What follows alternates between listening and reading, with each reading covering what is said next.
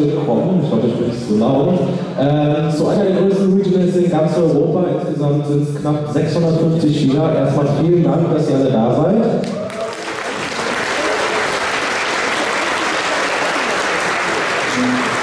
So viel zum Thema Yu-Gi-Oh! Ist tot, wir haben es allen gezeigt.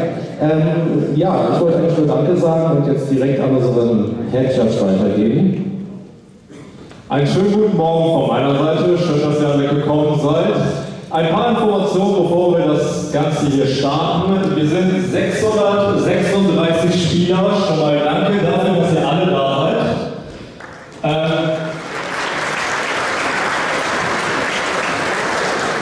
Es werden heute 10 Runden zurückgespielt, es gibt keinen Talkcast, wir werden keine Pause machen, also schön durchhalten, schön durchtrinken. Bitte achtet darauf, dass ihr nach dem Match eure Ergebnisse eintragt, double-check das Ganze nochmal. Solltet ihr nach 5 Minuten nicht eingetragen haben, werden wir Double Match Losses verteilen. So, and the same thing in English again. Good morning everyone, thanks for coming. We are 636 players, we are playing 10 rounds of Swiss, no breaks, no top cards. Please take a look to submit your wins after the match, 5 minutes max. Otherwise, we will give double match losses. Besides that, we will start now. Round starts now.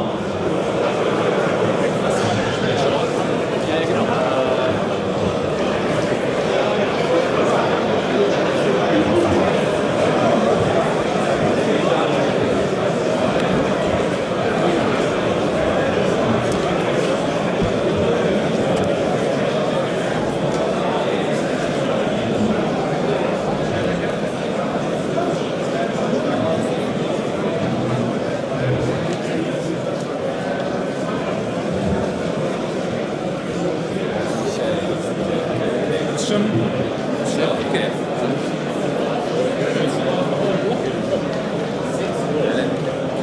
Erstmal rot an, ne? Das ist schon an.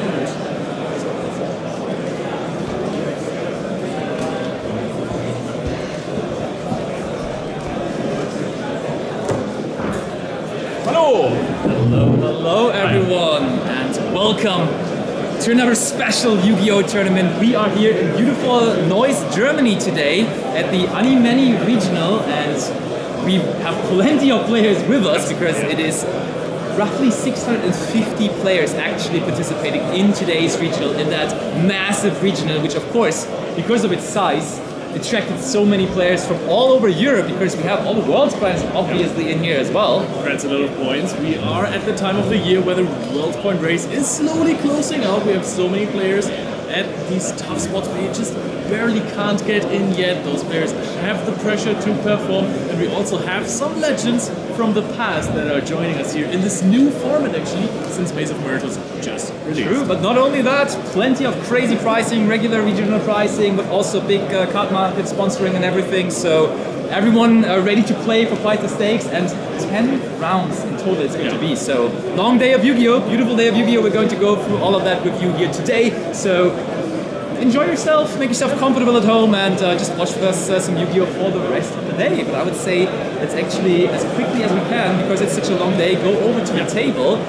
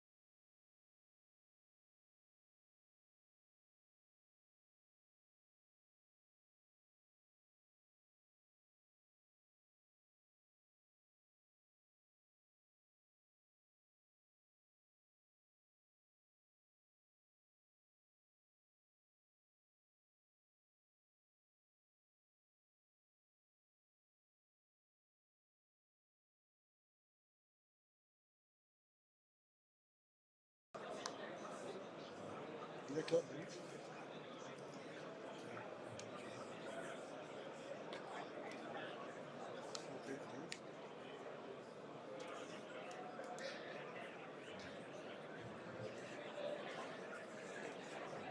Der macht eigentlich gar nichts.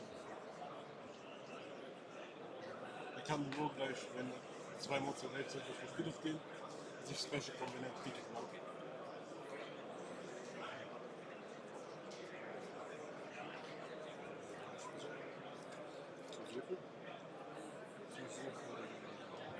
Was sucht er genau? Irgendein MST. In den MST vom Deck oder Friedhof geht.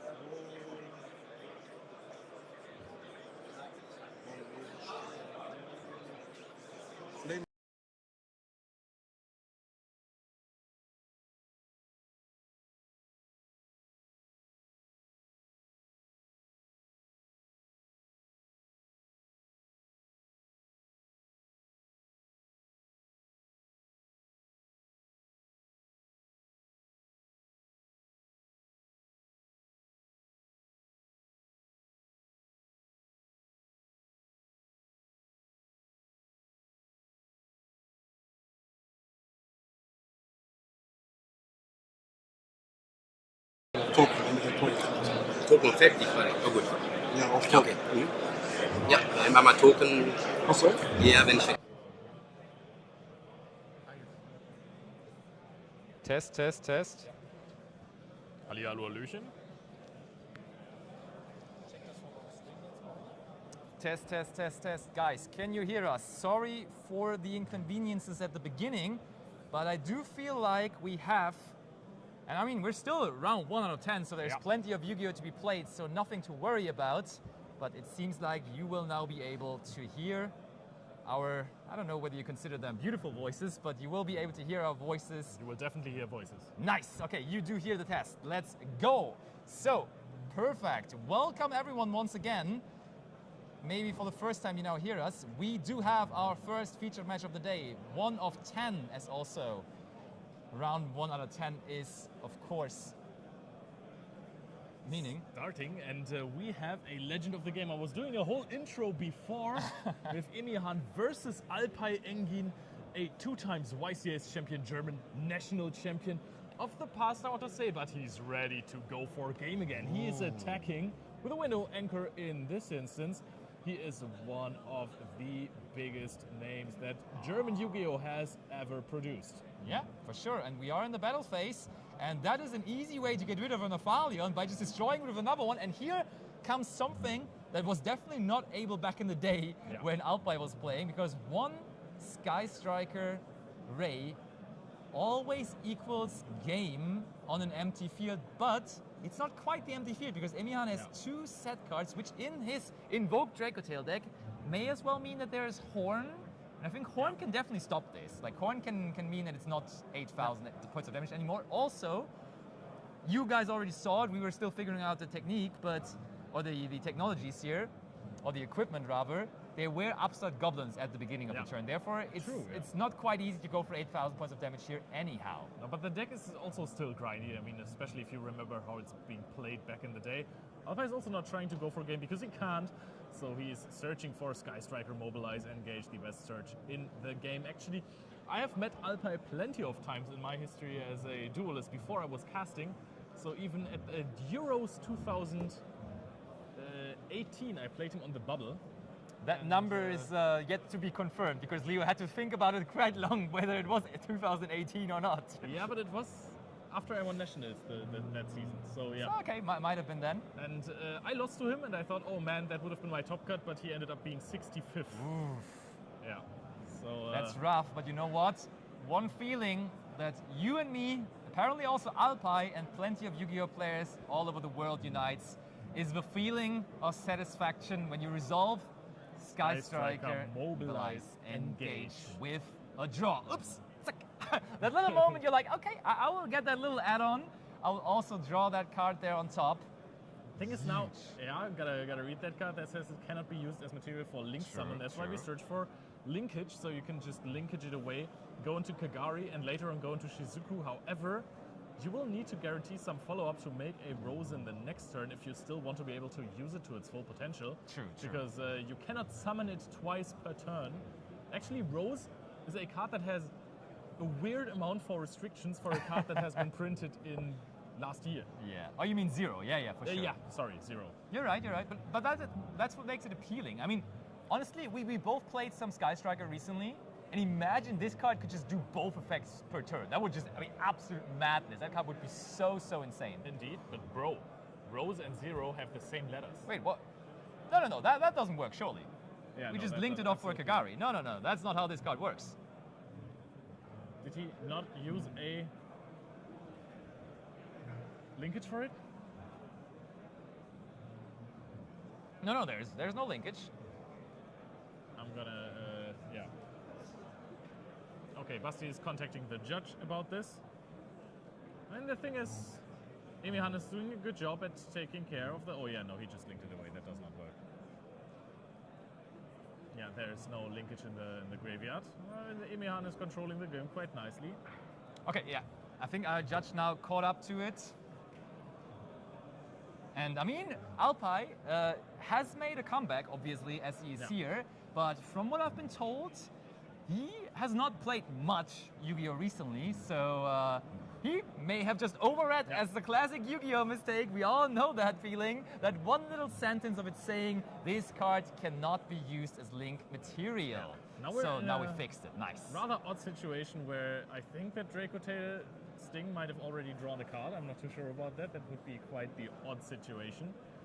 But we're gonna figure it out. Set free cards, and I mean, it's both good and bad at the same time here right now, because yes, you want to keep the 0 to have an interruption on the opponent's turn, but also you really needed that engage to search another interruption, possibly the best interruption the deck nowadays has, which obviously is Belemnis Gate. So it could still be enough. It's not going to be easy, but in general, like comparing the matchup, this is Invoke Draco Tail, but it's still a Draco Tail variant. Yeah. Usually that's a good matchup for Sky Striker. Usually you want to play that matchup, really. You can dodge all of those Draco Tail flames and everything. It's pretty nice if you have cards like Linkage or just like Forbidden Droplet. But it's also, Lemnis Gate, not having it as a set card on your opponent's turn as the Sky Striker player, it's not the worst thing in the world, because it's not a particularly strong interruption versus the Draco Tail turn, rather than being a great push when you want to go for an OTK. Absolutely. But there's going to be a Horn on the 0 on an otherwise empty field. Emihan just doing a very good job at taking away this field. You can respond to... Yeah, but that's fine, right? Because now they can't... You do deny the draw, but also with the Horn activation, you solely deny the distraction potential that the 0 had, so... Yeah. That's pretty sweet. And with no Lemnis Gate in the graveyard, you're actually also shutting off Widow Anchors and everything, because now 0 and Rose and Ray are going to be summoned into the... What is wrong with me today? I'm playing this deck.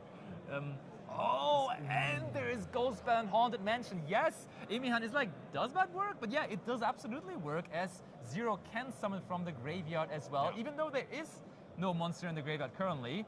The way Yu-Gi-Oh! Works, when there is something that could possibly happen interacting from the graveyard, you always can use the Ghostspell and Haunted Mansion onto it. You could also argue for not activating Horn then, because you have the Ghostspell to wait for the 0. But I think that's a little bit nitpicking. That's true.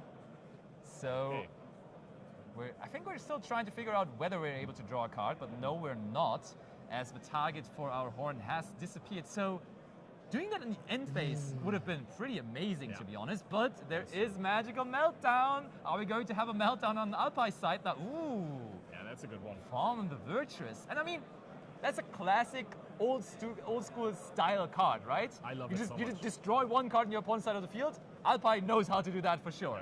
But there's Rahu Draco Tail to follow it up. But there's only one more card in hand. Yeah, and it is Mululu. And then Mululu and Urgula, when we know there should be a Lucias in the graveyard of Emihan, because I think I saw one at the beginning when we were still fixing some tech. So there should be a really good Urgula that adds back Lucias. And if you've ever played versus Draco Tail and you thought they were out of resources, if they drop a Rahu out of nowhere, that is always going to be tough to recover from that, because now Urgula is going to just pop a card from Alpine. He can't even really respond to that, because if you respond with one card, the other one's going to be popped, and it's a whole situation. It is. Urgula is something you do really struggle to respond to, and that's why this deck is so popular and everywhere at the moment. And now we gave you a lot of background on Alpine. Funnily enough though, the last time at an Animany regional we made a stream was at the Bonn regional last year in 2025. Big one as well, fantastic tournament. And in that one, Emihan also was in the featured match, even in round 5, round 6. He was doing quite well with an invoked strategy as well. He just loves Alistair, and he's just true and loyal to it since day one, and he still tries to make it work nowadays, combining it with the Draco Tail and the Megistos cards.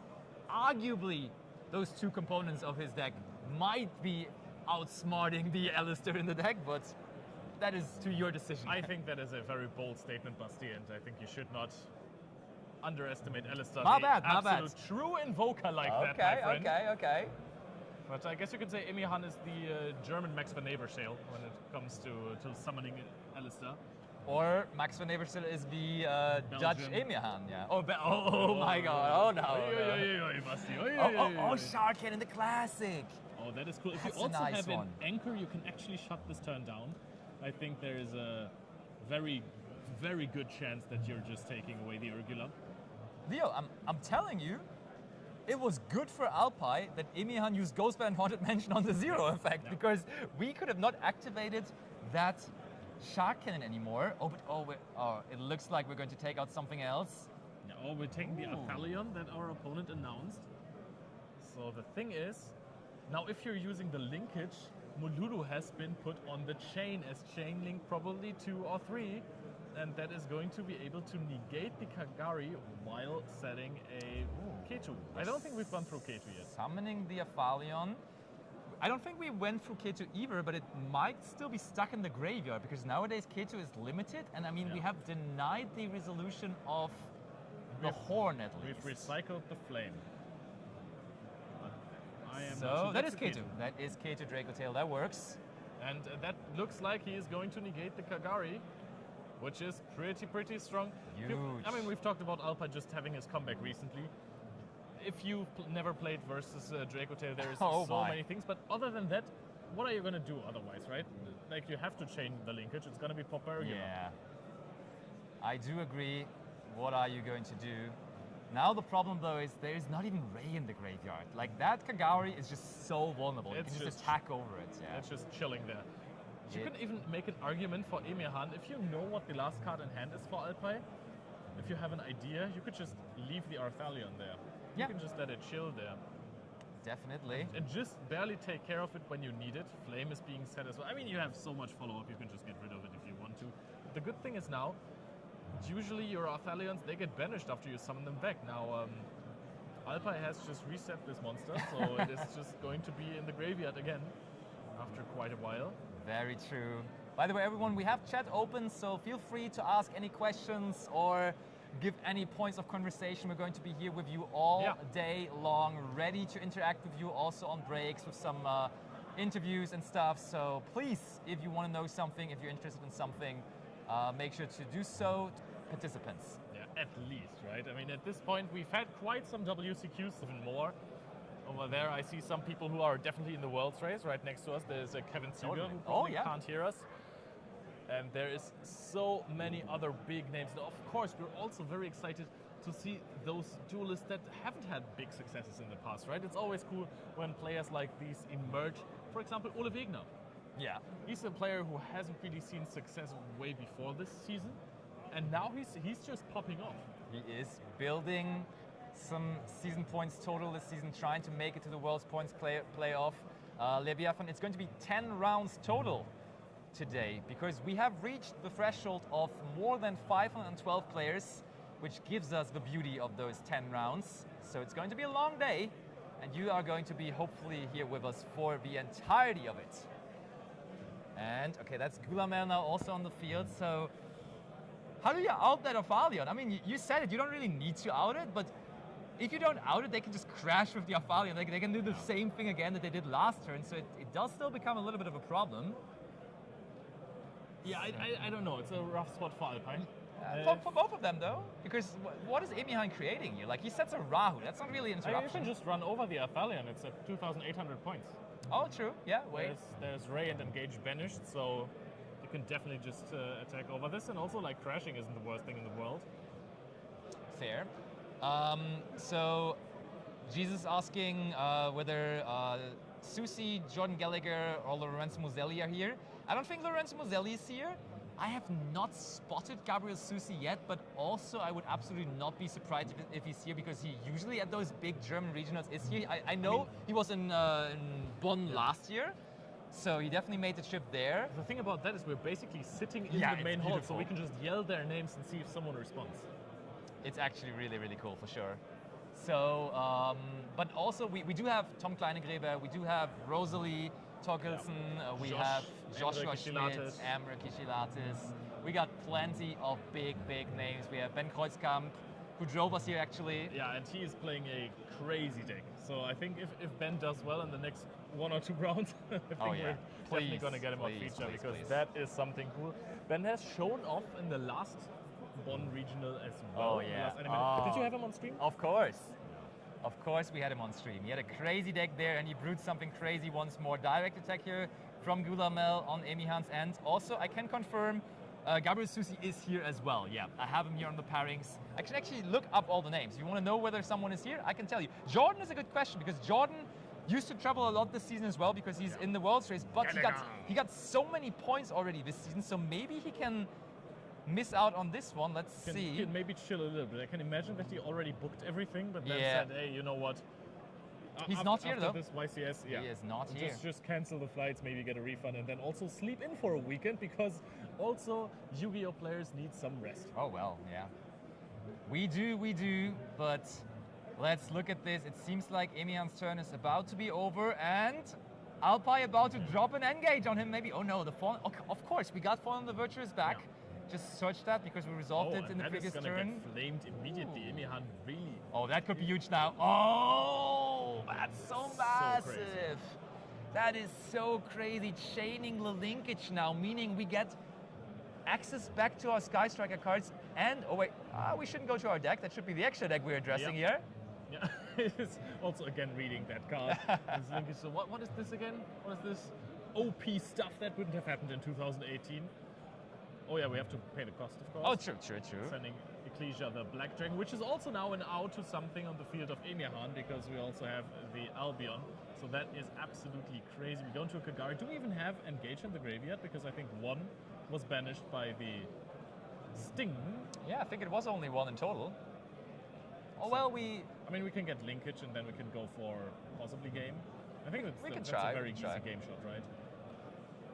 If you take the linkage here, you attack for 2,500 with a Kagari. Actually, 3,500. No, we don't have the attributes in the graveyard, right? We do. Oh wait, no, the Ray is missing now. Yeah, no, we don't. We don't actually. We have the Anchor now. Ooh, okay, Alpai playing the classic control game. Playing it slow. Playing the long game. Trying to outlive his opponent. Just, and I mean, to be fair, Emihan's potential is very, very limited at the moment. He has a Rahu set, which we may as well get rid of now here. So I think he's on 0 cards. Yeah, that's quite tough. I mean, I think he also didn't add back from the Urgula in the graveyard. True. That could have gotten him a very nice Lucias. That would have done a lot. Oh yeah, Robin is wondering whether Josh is still on Striker. That's a good question. I would love to know as well. And I mean, we can find it out very easily, but we won't tell you. Yeah, we won't spoiler you, but I hope we can present you on stream later on, because obviously getting Josh on is always a pleasure for us casting, and also, of course, for all of you at home watching. For Josh, one of the biggest household names in the community. Yeah, just for the YCS? Who knows? I mean, he might be bluffing, he might be baiting. I love the meta game that Josh, as a big streamer nowadays, has, right? Because on his stream, he just says he's going to do something, and well, who's going to hold him accountable then? Because like he might just play something else and baited everyone into believing it. I love how Alpai is just saying, okay, well, you know what? I played this 0 card, and apparently it has way more restrictions and effects than I thought. So I'm just going to resort to Shizuku and engage in the end phase and an anchor deck. That is, I like this. This is Yeah. 2018 Sky Striker. Yeah. This is one of the decks that I love most in the history of this game. Love it, for sure. Oh yeah, Lapan, I hope we can find someone on the new pumpkin cards, because I'm also super pumped about them. Oh. Because they do look very, very, very fun. Like setting a couple of Call of the Haunted. I Right. love that recent trend of bringing back those OG staples it. and making a deck about them. Like the Mystical Space Typhoon, Radiant Typhoon combination, now bringing back Call of the Haunted with the pumpkin cards, it's huge. Absolutely adore it, yeah. Big fan Okay, as well. now the Urgula though, uh-oh, that might spell a problem. Yeah, I mean, you still have the Widow Anchor. Lucias is being added. And Lucias being anchored is quite tough. You also have Mululu in the grave. But that is not a spellcaster, of course. So, normal summon Lucias, and I can imagine that Alpine is going to pull the trigger on the Widow Anchor. Widow Anchor of his life. I want that, give it to me, as there is no other cards in the spell and trap zone to activate anyhow. But I also think that Emir Han is actually having a Ash Blossom Joy Spring in his hands for the engage. But give of it back. course, Sky Striker has countless options to get into engage. So quite curious to Engage. Emihan immediately ashes it, but I mean, as you that's way said, of Kagari. but we haven't recycled any of our extract monsters because no Lemnis Gate was resolved. I mean, there is still a Kagari though. I mean, there's also some lines where you go into a Arctic Crash, send Ray, trigger Ray, summon 0. Yeah, that could work as well, you're right. That's also not even the most modern solution to problems of this deck. Which would be fitting for Alpine to use it. But here comes, oh wait, we search Widow Anchor again. Does he even play Lemnis Gate? Did anyone tell Alpine about Lemnis Gate? That card is crazy. Yeah, at some point you do need some resources. Okay, I draws think another he has card. just said, hey, I know what's working with this deck and what's not working, and what's working is Sky Striker Mech Widow Anchor. Give it to me. Is that maybe enough for game? Normal summon Rose? That looks like a lot of damage.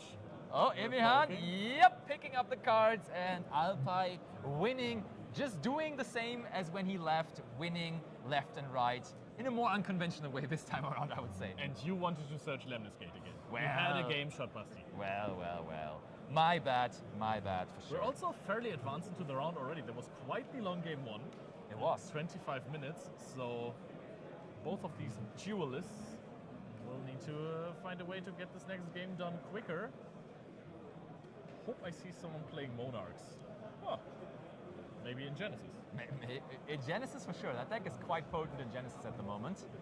But I love also the face cam from Emihan, that you can in the background just see our venue as well. Like get a little bit of a feeling, get a little bit of a view.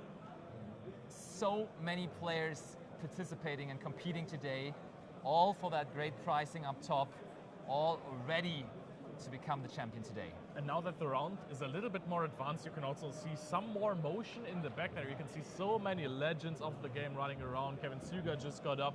There's Felix Pfeiffer, good old Drizzles, and so many more that you can see walking in the back. It's just like a school trip every single time, right? You see all of those people that you've known for years now when you're long into the game. If you're new to the game, it's also, I think, cool to see these great duelists that have been in featured matches forever, those big names. Yeah, and one thing I'm quite curious about for today's tournament is also, yes, we talked about the pumpkin cards and how we would want to see them, but also how many of the decks are going to include the new little package to bring out Dragoon, like the new Dark Magician Fusion monster, Contact Fuse Pseudo Link 1 monster, I want to say. Yeah, and it's Demok. Let's call it Demok. Yeah, fair. And then also, of course, the gaze to make all of that happen. I think that package is crazy. Yeah. Can't deny it. So I would not be surprised to see it in multiple different decks, actually. Yeah, I think it's a very strong generic engine. However, you can also play this in decks that really like to play with some of the Diabellstar cards. Yeah. So everything that plays Azamina can just immediately get an Ilya Silva, and for the next turn, Droll and Lockbird. Not the greatest. Lucias is the play that plays around the most. Yeah, I mean, no K2 anymore this turn, but usually that deck is fine without K2 as here comes. K2 is Yeah. Oh, we're fusing away Alistair. okay, against that version of the deck, they are playing the invoke cards, so they cannot search for them anymore. I mean, but we had double normal summon, so I guess that is fair. So we're taking back the 5 mana, supposedly. I would say so. I mean, Alistair could push. Alistair, at the end of the day, is hand attraction. Maybe you need that braver. Yeah. Come on. Oh no, don't leave the Alistair in the grave. But I mean, we fused one from field and one from hand, right? So, okay, we targeted 5 mana and then said that we're going to resolve the Lukias. I thought we were targeting 2 cards there. That would have been highly illegal. But that's not what we're going for. Wait, what are we getting 2 traps from? We fused Lukias and... I mean, it was Lukias and Alistair, right? Yeah. Alright, okay, so while we're getting that fixed, because the 5 mana was of course not used as a fusion material, the 5 mana was just discard. I mean, you're gonna get there eventually if you have a Rahu, right? So Rahu will then fuse away the 5 mana, so you're gonna get this trap card either way. But if you're just stopping the plays, then yeah, no, that's not how it works. So let's see how this continues. There's Alpai with a reinforcement of the army.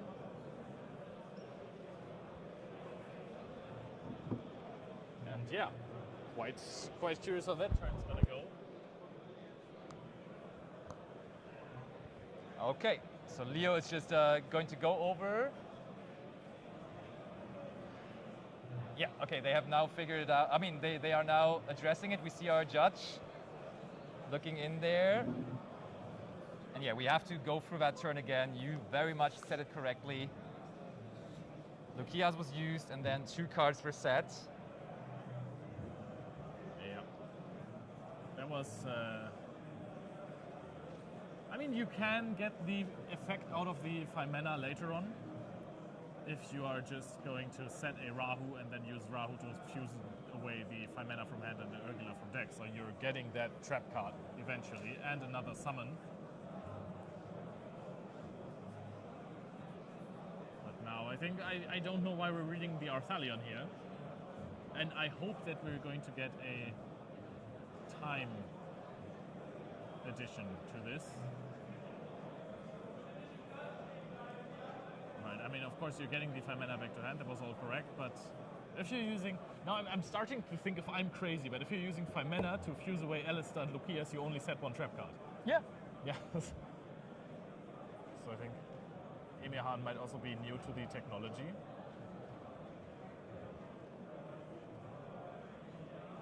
Alright, so... people are still discussing. I think we're now figuring it out. So Emirhan is going to put one of the traps away. Maybe one of them was from hand. No, not really. I'm not so sure about that. I mean, both were face up on the field. Yeah, you're right. No, for sure. Yeah, and now we're gonna put the one back. Okay, we have figured it out. I'm glad. Whew, rocky ride. But we got there eventually. Okay. Easy. Okay, guys, by the way, I saw your request of displaying the game score. I will try to make that happen. Just give me a second for it. And I will hopefully be able to provide that for you for at least the next round or maybe already for this year. Yeah. I can just toy around a little bit with the overlay here. But that's a very good point, actually. So I hope a time extension is going to be awarded. I'm going to Alpai leads 1-0 here. I'm going to message the judge about that as well. I think if you, after the name, if you put a 1-0, I think that looks quite nice, actually. Okay. We can try that out at least. Because now, after the Ash Blossom on the reinforcement of the army, drones was immediately flamed, and that was the engage as a follow-up. Of course, easy. A little bit sad for Alpai that the engage did not draw a card, but Alpai just normal summoned a ray into the extra monster. Easy, no problem, no problem. Just have it up there already. It's going to be a linked monster anyways at some point. Yep, it is the Kagari that is just adding back the engage. Okay. Yeah, that works, right? I think that's all right. Yeah, I think that looks quite nice. Easy. There we go, people. Oh, Alpine not happy though, apparently. Actually, I think if we put a 1 after Alpine and only an O after Emirhan, that looks even better. If we don't display the full score twice, but we can discuss that after the next round, or after this round. I think this works for now. Oh, Yeah. oh, what's Visbo? I mean, both are going towards their side decks, so that must mean that Alpine quickly conceded, right? Yeah, they're going to game 3. All right. I mean, maybe that was something like a draw lockbird, the result, but I can't imagine that. But yeah, we still have some things to go through. It's a long day. Give us some warm-up time here, essentially. We have to warm up our voices. We have to warm up our overlay. Also, and Leo, I'm now with you. I think it does better, look better to just put the 1 next to them. Also, I think, we can shift the blame a little bit. We didn't have much prep time here because Ben picked us up so late. So just every time you are depending on Ben Kreuzkamp to drive you somewhere, plan in a few extra minutes. Aye, the call out. The call out on the big He's stage. never gonna know. He's never gonna know. Maybe he's gonna know. No, Nobody's gonna know. Leo. We're incredibly thankful for Ben and we love him. Yeah. So, we are going to see. I mean, this tournament, let's face it, there is not that many big tournaments left on the season. So you in the beginning said we're going towards the end of the World's Points grind. That is true. So it's basically this one here with a lot of players. French Open is also still coming. That's going to be a lot of points too, of course. And then there's nationals. seasons. Yeah, but that's pretty much about it, I feel like. And the national season always feels like this is where it really goes down. But of course, you want to go in with as many points as possible into the national season. But I remember the time before the Worlds race, where nationals was a whimsical time. Everyone was so jolly about it. Everyone just people. They thought it was the most fun thing ever, and now it's sweaty. It's like a white mess. It's tough. There is so much tension now, which I'm not saying is a bad thing. I really enjoy it in this tournament thing, but it is German nationals. It's just like a YCS. French nationals too. Yeah. That's true. So let's see for game 3. Alpine goes first. Upstart Goblin, easy cards. Emirhan, don't even think about ashing it. That usually when your opponent has plenty of cards in hand is not a good thing to do. Okay. What's better than 1 Upstart Goblin? 2 Upstart Goblins, of course. That's true. If you want to chain a linkage and then engage afterwards as well. Oh yeah. Oh yes. Yeah, Alpha Engine is back. Alpha Engine is back in the game. So he's just. Oh, that's a nice Fuvalos. Good nice. one. Yeah. You want to draw cards? I'm gonna draw cards as well. That is actually. I think that is the best time to Fuvalos versus Sky Striker, right after just doing it in the draw phase. I think, yeah. Because as soon as you're at main phase, either there's a Ray normal summon, and then if you Fuvalos, you're kind of cooked. Or in draw phase, if your opponent doesn't use any quick play spells in the priority, you can just activate it, then your opponent will have to have something like a Vision Chain linkage to just play around the Fuvalos. Yeah, fair. But if your opponent just starts with linkage, that's just absolutely fine with you. Yeah, to address a couple more questions from chat. Yes, that is Alpine Engen. He's not really, like he came back to the game apparently. He had a little bit of a break, but now he's back. And with a classic deck that the Sky Striker deck is. Also, Babam, we're only live on YouTube, so yes, we are reading your YouTube messages. And to also answer, Tom Kleinegräber and Rico Eichelberger both are here. Yes, they are competing because they are still in a spot where World's points are needed and very welcome. So of course, and also there I see actually Luca. Shout out to them. They actually made top 8 with Sky Striker last time at the Bonn regional here. There is some more events with plenty of players. There actually is an Italian Open, a UK Open, and the big Karlsruhe Stuttgart regional also coming with possible big numbers. Also, speaking of Tom Kleinegräber, if you're checking out Lumpy's X, he made a post and there is maybe an Easter egg in there with Tom Kleinegräber. I should have tagged him actually, I just realized. I think you could still do that. But, oh, that's a nice Sky Striker field. You end up on 1 Link Monster. I like how Alpine is also exploring the new options that the Sky Striker deck brings. Yeah. While you don't end up on Shizuku, you just end up on a 0 and 5 set cards. Now the question is, are we going to see something like a Harpy's Featherless or evenly matched? Oh, wait, I thought we were activating something, but we just wanted to immediately check on Summon every limit. single card again. Just summon limit immediately. Oh, Normal summon Lukias. Lukias. Now the thing is, you kind of always want to anchor this card. Do you though?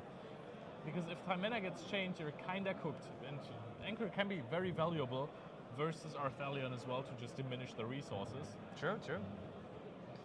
True that.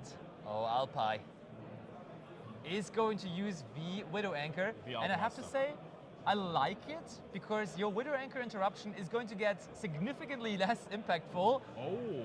The moment you activate your 0, but there is now a Widow Anchor to follow up so that our Lukias will be able to resolve. Okay, but I mean that droplet is still doing some work. It's huge. It's doing all the work, really. It denies the 0, it denies the anchor. It's 2 interruptions for 1 here, really. You could theoretically chain another spell card and then He's taken a rest. No, Shatrite. It's shared, right? Yeah. Yeah, that is way better. You can't play mistaken rest in Sky Striker. You're gonna lose. Oh, okay, but we did not chain the 0 afterwards. No, that is good, because if you chain the 0, you will get 2 monsters. Ray is gonna get negated by the droplet, and then you cannot activate your Sky Striker spells in the spell trap card zone because your Rose is just sitting there. I mean, it depends, really. Like, if you have Lemnis Gate, that could still... Oh, wait, it doesn't really... Yeah, no, it's probably good. Yeah, you're right. And I like what Emihan is doing here. He's bringing in the big guns, the Urgula. I think he has a 5 mana in hand already. And that is going to be 1 search for Alpi. Droplet is a card that I did not expect to be sided in versus Skyscraper necessarily, but seeing how Alpi played the first 2 matches with the Widow Anchor Turbo, I think it is quite sensible, actually. For sure. So let's see. Oh, there's an invocation just being slid onto the field. Now, what's the response gonna be for Alpi? What's the damage? Oh my. Are we finally going to see invocation resolving? Emihan is all about invoked.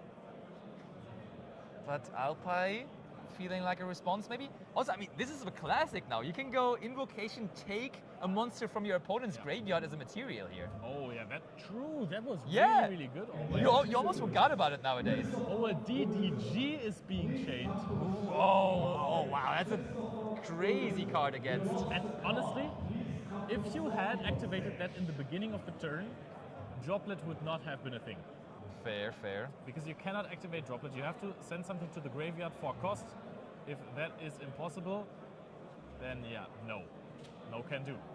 But now DDG is resolved. Emihan is discussing what happens with the monsters. I mean, they are getting banished. Just getting banished, yeah. The card can still resolve though. We're still fusion summoning. Problem being though, that Frixel that we're using, that you usually don't want to draw, it's not going to be able to activate its effect anymore, because for that it would have to go to the graveyard. And Dispenser also a useful resource in the graveyard. You know, you can banish it and get yourself an Artemis as an equipment to some of your monsters. And you can search more cards, but now we just go into the Arthalion, which, as you have a Lukias in the graveyard, can still activate its effect. You can still get rid of the 0 and add back the Lukias. I think that should be the only 2 monsters you're having. So, Arthalion was summoned. Arthalion can just be summoned in any imaginable way. Like, you would think, hey, this can only be summoned off of Rahu or Draco Tail effect, but no, you can just do it with invocation, and there we have it. Yeah. Immediately done. Displayed by the one and only Emihan. I mean, invocation really is just it's just a poly. Yeah. That's why the deck is so funny to me, because you can just play multiple copies of Polymerization in Invocation, which is also searchable. So that's really nice. Now Alpi is chaining the 0, which is interesting because it was droplet negated before, and you could have just let it bounce back to the extra deck with Arthalion effect. Agreed. Arthalion is not trying to recurse the Lukias and the Mululu. I mean, the 0 did nothing. By the way, chat, this turn is now developing, but as a general piece of advice, I would say against the Draco Tail deck, just use your different dimension ground immediately in a draw phase. Before main phase. Yeah, like just immediately do it, cut your opponent off of everything, because they are just going to get cards into the graveyard, they can just chain their 5 mana, so just doing it preemptively is very often just going to be your way to go. And Invocation should be banished as well, right? Because DDG was chained to it? Is different dimension ground only for monsters maybe? It might be only for monsters. I mean, yeah, we're putting the vision into the graveyard as well. Or is that already the turn of Alpine now? I think it's the turn of Alpine, yeah, for sure. I mean, we're resolving engage, so it must be the turn of Alpine. Different dimension ground. Meaning, oh, Widow Anchor. Alpine wants to take care of that. Oh, wow. Oh, we're chaining the 5 mana. That's huge. Dodging the Widow Anchor like that and advancing our plays as well by fusion summoning. I mean, you can maybe give us some information in chat if we are allowed. Oh, there is a chain here. We're taking care of this monster, and then 5 mana just whiffs because you only have 1 card in hand. 6 minutes left on the clock. We get the Albion at the graveyard. Oh, Summon Ray. the one and That's looking only. good. That's plenty of damage if Alpine gets it figured out. I mean, Kagari already is quite a bunch. It is, with all those spell cards in the grave. Again, though, double Upstart Goblin to start this third game off, right? So Yeah, we that's gotta true. be thinking about the 10,000 life points that they should be on. I think he's reading linkage, so I think he's figuring things out slowly but surely. Also, this reads a 0 again. I saw There's that a combination. I saw that that Boba in chat was saying that maybe we're not that loud. Please, overall, give us some feedback in chat. Is our microphone loud enough? Do you want us to be louder, less loud? Just let us know, so we can all figure it out to everyone's perfect satisfaction. Kagari, Okay, Kagari, epic okay. linkage. That should be a big amount of damage already. 2,500 should be 4,000. If you're going to that linkage line, then you activate linkage, you summon a 0 that has 3,000. Or do you actually have a 0 in your graveyard? Do you have the light monster to give it the extra 1,000? I mean, the 0 is banished, so probably not. I mean, it could also be Rose, right? So I don't think we have that. Did we even attack here? Oh no, it's like talking with Leo. I'm getting mixed signals and responses here. Is it? And some say it's perfect. Some say it needs to be louder. Slightly louder. I think we can set it for slightly louder, right? Yeah, I can do that. Right now I have you guys on max volume. That's great. Just have it blasting through the entire city. I mean, we are on max volume here as well, right? So hello. Does that help? One of you guys are quiet. So is it? I mean, is it Lampy that's quiet? I am Lampy for the people wondering, or is it Leo? I'm not sure that it's you, actually. I think it's probably me because you're the one talking louder most of the time, so I think the microphone picks you up a little better. Maybe. But the right one, not so. How do you know who's left and right when there's that's the thing. Maybe they're thinking we are Amy, Han, and Alpine, and we are moderating this entire match as well while playing the match too. Now yes, it's better. yes. Yes, okay. Oh, now it's better. Okay, so probably because you Yeah. were oh, nice, yeah. I pushed up my microphone a little bit. Leo is quiet. Okay, nice. I am the left one, by the way, from my perspective. Yeah, well, from your perspective. Is the game over, by the way? Nah. Oh, attack! It is attacking. Alpine really wants to attack. He's very sure that he wants to attack here with the Kagari. And now we're debating a little bit.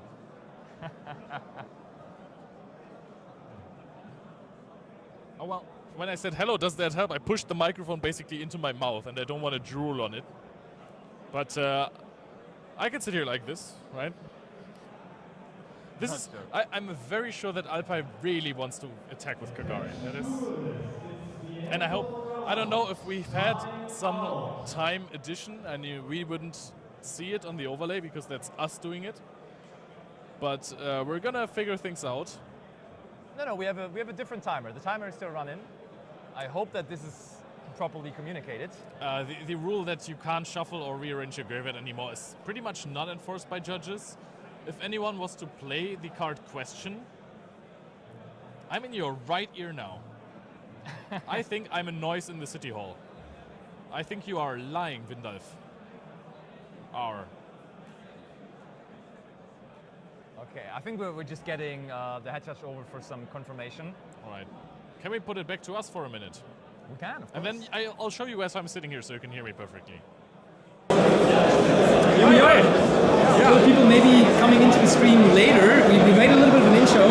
Still not sure whether they heard us at that point because we still had some microphone problems. Yeah, we're sitting here in beautiful Neuss Germany in the area of Cologne and Düsseldorf, if you're familiar. It's also known as Himmels Arsenal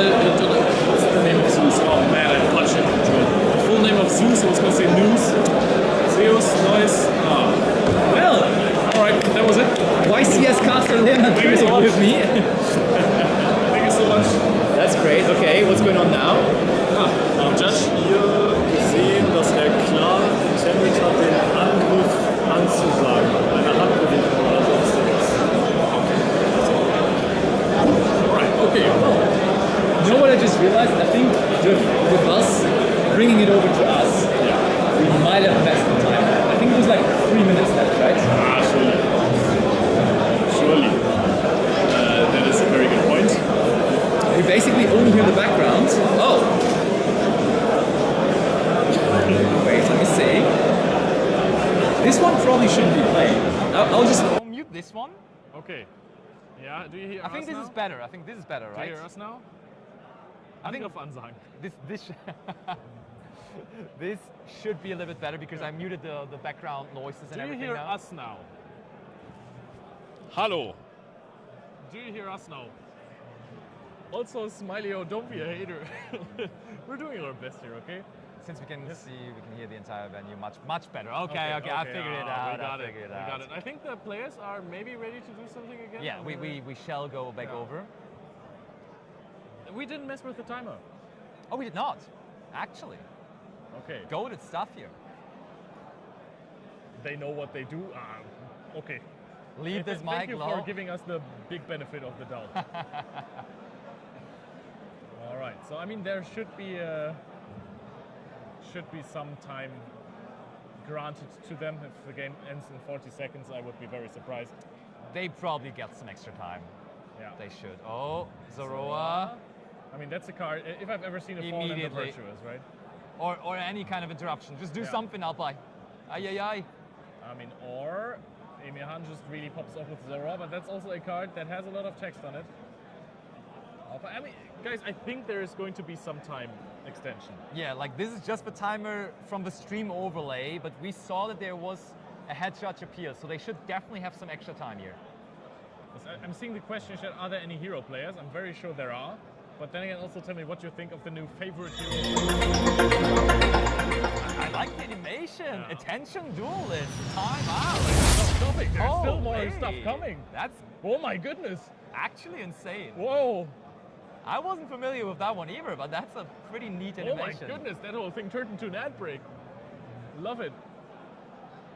Like it. Yes, everyone yes, smash like the it. like button Yeah. from this live stream here. Let's make this work. Animany got us out here to Neuss. Oh yeah, but there is Fallen the Virtuous now, as you suggested. Ecclesia goes to the Easy. graveyard.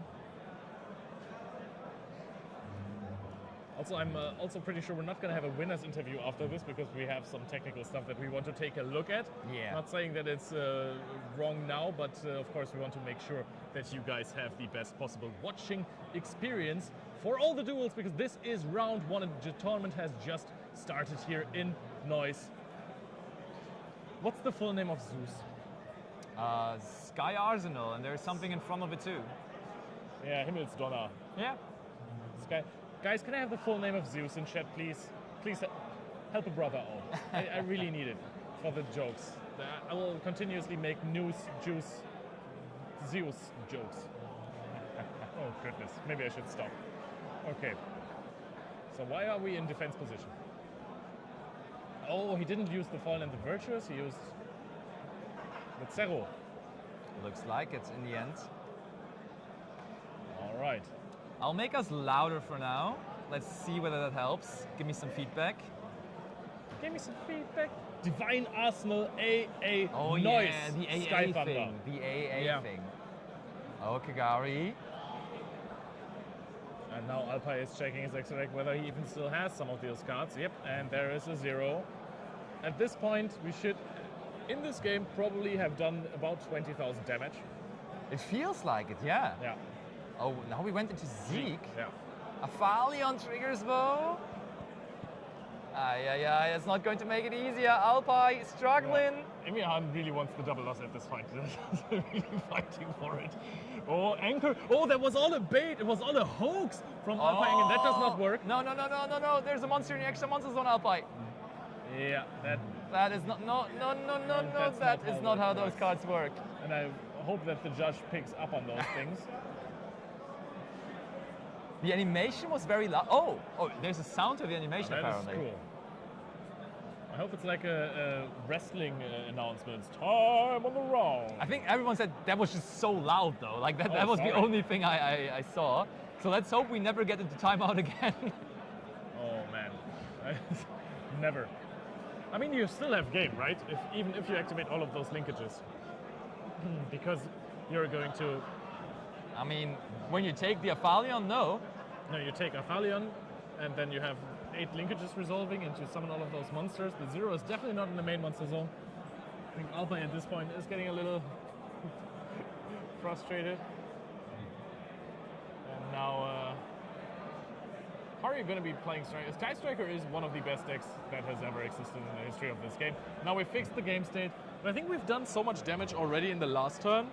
What is going on here? Well, if we would only know. Right now it's a bit confusing because Alpine was misinterpreting his own cards as he was on a break from the game. Yeah. Like he has been not very active, but now back into the action. Yeah, and the best way to learn is to just go out and play, especially the big tournaments. Goes for some damage, and there's the fist pump. I think Alpine found a way to go for a game with the ultimate rare Mystical Space Typhoon. Oh, was it? It looked like Ghost Rare to me. Nah. Was it Ultimate Rare? Come on, please, put it out there. Alpine, please show us the Mystical Space Typhoon. Show us the Space Typhoon. No, that was not a good chant as well. I'm warming up. I'm warming up. This is only round 1. The jokes are gonna get better. The duels are gonna get more intense, even though I don't know if you can get it any more intense than this. Okay, I'll throw it over to us real quick again. We have to get a good pose. Like we can work on poses. We have to hit poses every single time we put the camera back on. Agreed. But well, that was round 1. Yeah. Rocky start in all meanings, but since we are here for 10 rounds overall, plenty of there's gonna be good stuff happening. Plenty of good still to come. We have worked out everything now, and we will be able to also, of course, get some high caliber players onto the stream for the rest of the tournament as well. So as Leo said, we are going to take a quick moment to make sure that everything from the technical side is completely perfect from round 2 going on. And this was in timeout already. We were a little bit behind the main event even, so we should be moving on to the round 2 quickly. So see you very, very quickly again for more. Do we have a break screen? I don't think so, but we're just going to put it back onto that. So see you in just a moment.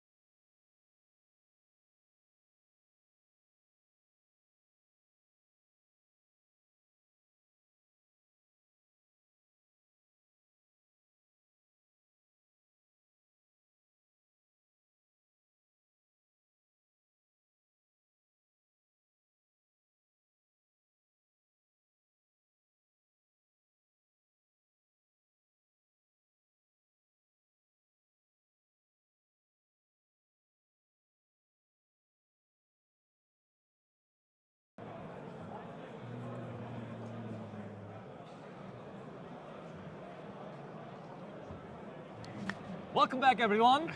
And this will be round number 2. I told you it's going to be quick, and we will be moving on quickly with this tournament here in beautiful Neuss, Germany. Over 600 players. And you already saw us there. Maybe if you were paying attention, putting in some names. You already saw the player face cams, putting in some deck details as well. It's going to be a fun one, right? Yeah, we have some legendary players there, some more competitively successful. Yeah. Others have been legendary characters in the German Yu-Gi-Oh community. Fair. And that's going to be a clash of the titans, I might add. Might absolutely be. And it's going to be a deck that you actually have presented together with Aaron at YCS Dortmund, competing against a deck that has, I want to say, underperformed at YCS Dortmund, because everyone was incredibly excited and prepared for Radiant Typhoon, and then only we had one, which was Fiendsmith Radiant Typhoon in top 8 in the end, which I think many players rather expected it to be more than that. I mean, there were so many high caliber duelists on that deck. Yeah. So it's been rather surprising how it underperformed. Sure. Also, there were so many cool variants with also yummy cards. True. So did we already say which deck it was? I mean, they saw it Radiant there on the Typhoon. overlay Yeah, true, already, yeah. so it's just pure Radiant Typhoon. Yeah, sorry, I forgot immediately. Still very confused from the first round. But yeah, the deck has underperformed a little bit, but people are still believing in the deck. I mean, there's crazy cards in there, like Sheena, which is not only a crazy interruption, but it's also so incredibly strong to break through. One of the best cards in the deck, which is not even part of the deck theme. So it's That card should be called Radiant Typhoon. I'm starting the petition. I mean, oh wait, then you can search it. No, please don't make it called Radiant Typhoon. But it just feels like one. Give it a name that just acts like Radiant Typhoon and is not Radiant Typhoon, like Typhon. Oh, yeah, French. Radiant Typhon. Radiant Typhoon. Belmont. Oui. No, but the thing is, now with it being just a wind monster, you can also play it in Fluanderies, of course. Yeah, definitely. That's great. You can't play it. Oh no! I think you heard the announcement. Yeah, we have to repair, unfortunately, much to everyone's excitement here. People said, hey, I would have liked to duel you, but I'm going to also enjoy dueling my next opponent, so... Which means, of course, that our feature match is not going to be available anymore as we have that repairing, so give us a moment. We're going to go onto a break screen real quick, and we will be right back with the real round number 2.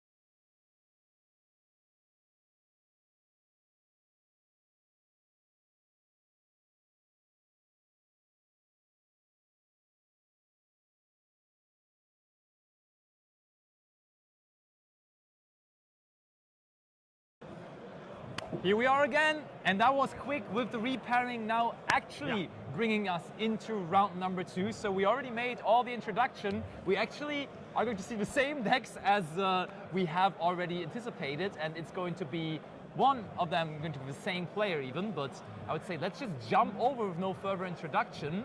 And there we have them. And I am going to, as players are ready and waiting, start the timer now as well for them. And here we go. Fiendsmith, Elf Notes. Oh, Mike went missing. Mike just ran off. Mike absolutely took off. He went bolting. You can see him walk in the venue actually. So you can just now he's still in the face cam actually. Yeah. you can follow what he's doing. I think he left something there. Oh, he left his phone on the table. Oh my goodness. That By would the have way, been a costly mistake. My bad. This is no longer Hakan, of course. This is now still a French player, funnily enough, but this ain't Hakan, but this is Pierre instead. Yes. Bonjour. Bonjour to the French community, and we're going to see the die roll even now. That's an 8 from Pierre and a 9 from Mike. Okay. Mikey might go in with the Fiendsmith Elf Notes combo. You've all maybe seen at the YCS stream how strong this combo can be when going first. Versus Radiant Typhoon. Might actually go for a full combo.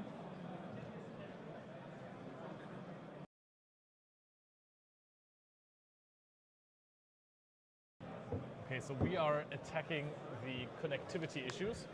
Basti is now going to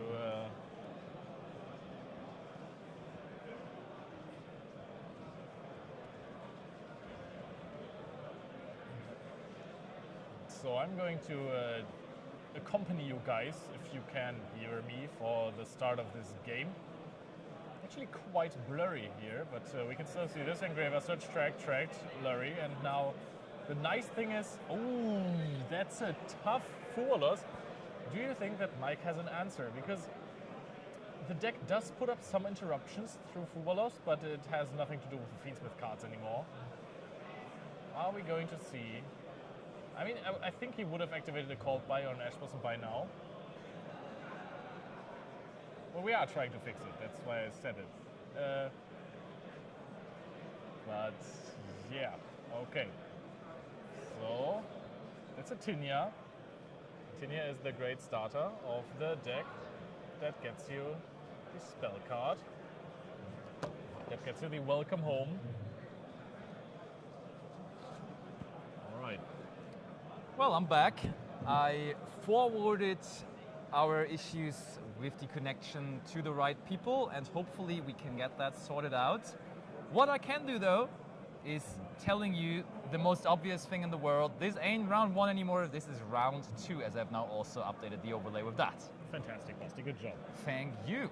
And also, welcome home here at the Cast guy, just as Mikey goes through his combo. He has been forward on the Lurry summon, so that's actually quite tough. But I would say, I mean, getting forward on a Lurry is, I think, infinite times better than just getting forward on the Requiem effect, and you're giving your opponent a draw, because now actually with the Elf Notes card you can play a little bit through the Fuwalos. So welcome home actually just tributes and special summons from the deck, right? Yeah, so that actually works really, really nicely, because you can then special summon into a non-middle column, and then if you still have another Elf Note in hand, just bring it back to the middle column. So that's quite good actually to play around Fuwa. We're tributing the fabled Lurry. That was not in the middle column though. I mean, the thing is, we're talking just because if this is a VOD later on, oh wow, we're going to the Power Patron Elf Notes. Okay, so maybe Mikey just wants to commit. Yeah, maybe he wants to go for a Dragite. I don't even know if he gets summon with these two. We can fix the level, of course, with the Power Patron, and that is what Mike is trying to do. I think it's just flat +3, right? Oh, we will see. It's definitely not Baron de Fleur. But what is it going to be? I think he has a Lucina in hand as well. So Lucina can get you access to the... Okay. We go for the Elf Note Synchro instead.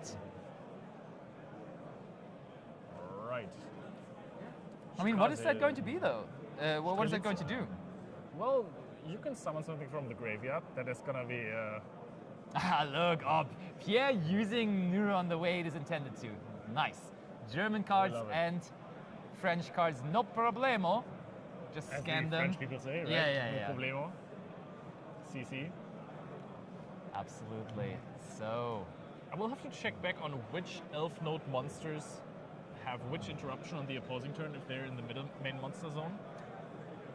I mean, I can tell you all about it because that is now in the middle column, the Fortuna, and Fortuna can actually switch locations, of course, and then return one face-up spell trap on the field to the hand. Yeah.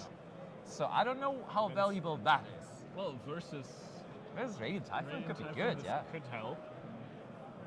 Don't know in which scenario. On the trap, maybe. There is a place. You never know. Let's see what Pierre is going to try and set up next turn. I mean, this is quite the investment through Fuvalos, right? So that gave your opponent 2 draws, and it's a mediocre field at best.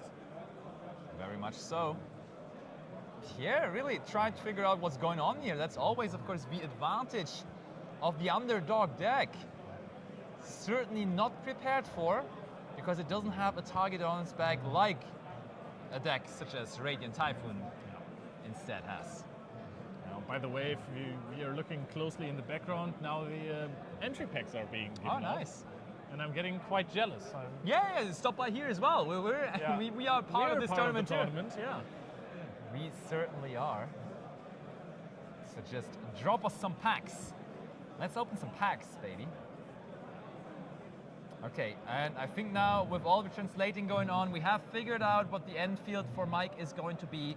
Ended on the monster in the main monster zone, and also, of course, another elf node to swap it out for. You know what? I keep on saying that too. You just say main monster zone, but it's the middle main monster zone or center. And I also always say just the main monster zone because it feels so natural to call it that. And it has never been relevant before, really. Now comes the Radiant Typhoon, though. And that Vision. Typhoon is going to be blowing in here. And that could mean anything. So Tia is trying to activate to actually change places. Yeah, and then it will be able to banish one random random card from their hand. I mean, I like it. It's probably still draw phase, so you play around talents with that effect. And you can immediately take out whatever they're trying to search. Oh, you take out Mystical Space Typhoon with this, because I think they announced the effect to search. Oh wait, oh no, oh, you're doing this first. Yeah. Oh no, what are we taking out? Oh, Pierre.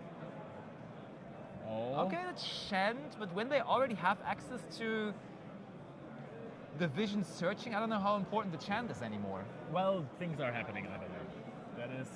And there it is, the classic, the OG, the Mystical Space Typhoon being searched off of the... I mean, when you said it could mean anything, but when your opponent starts off by announcing that they're going to search with the vision, you can kind of already tell what it is. Well, you ended up on a face-up continuous trap card. So the Rhapsody of Madness can negate cards by attributing a monster. I mean, you have to now. Or sending from the hand to the graveyard, that's also quite nice. Wait, okay, we just spent... Oh no, wait, it's special summon, wait. So monster from your hand or field to the graveyard, then target one elf node monster in your GY with a different... He just clarified which card was discarded there. Okay. And now you can negate the Mystical Space Typhoon to keep the Rhapsody of Madness. I mean, that still did the trick for the Mystical Space Typhoon, right? So you search this card, you have an out to this face-up card negate, which is quite flexible. And now you're still at 6 cards in hand, or 5, and you can start playing through basically nothing. Fortuna can still put itself into the main middle monster zone, middle main monster zone of the middle main. Middle column does the trick quite nicely, I feel like. When you just switch away from the zone thing and you just call it middle column, I think that just works perfectly. I mean, that's not how it worded on the card, but I think that's just like a nice life hack to make it work. We're just taking that now, we're changing it. Yeah. We've updated the text. Yeah, errata. So do a little poppity-boppity.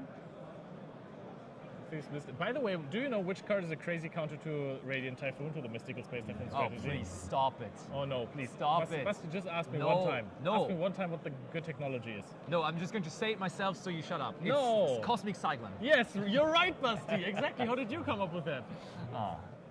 I don't want to hear about it. I've been hearing that story for years now. The best card in the game, Cosmic Cyclone. It's good in every format. Good going first, good going second. And now I'm talking like you already, man. We got you. Well, no, it's a good card, yeah. But I don't think it actually gets sided in for this matchup. Yeah, I mean, if your opponent then changed the Mystical Space Typhoon on the Radiant Typhoon trap himself, then maybe you're also a little bit cooked, so I don't know how good it really is. Well, the mandate. well. The good old mandate. Yeah. Mandate to play Where are you going with this? Elf Notes today. I've seen an Animany. By the way, actually, I just realized we still have the overlay from the last year's Bonn Regional. There is no draws anymore in Yu-Gi-Oh! So we can actually just make that a little more neat and cut out on that middle part, because this ain't happening anymore since the time rule has changed. That is in Germany indeed quite the big meme now. Yeah. If you know, you know. If you know, you know. But that's a decent start. We have the Varuron right after the Mystical Space Typhoon activation. And now we're going in with an Eldam. Oh no, that's Sven. So, Sven, can it do something about this here?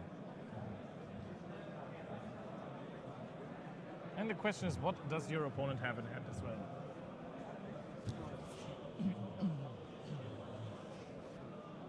But here comes the quick effect from No, I our Strelitzia. It was Eldam, actually.